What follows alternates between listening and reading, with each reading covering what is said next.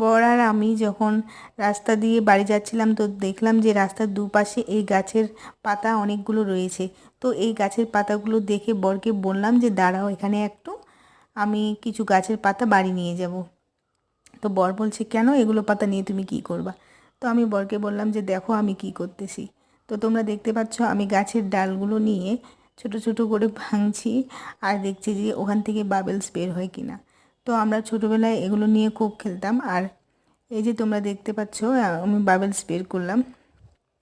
তো এটা দেখে খুব মজা লাগে, কারণ ছোটোবেলায় আমরা এগুলো নিয়ে খুবই খেলতাম, এত ভালো লাগতো।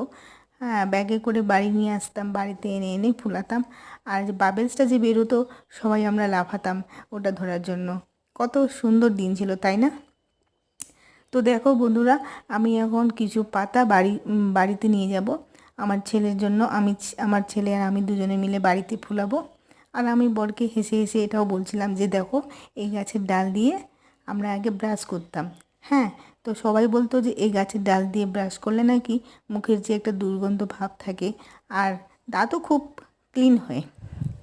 তো আমার ব্লগ এইটুকুই, পরে দেখা হবে। টাটা, সবাইকে ভালো থেকো।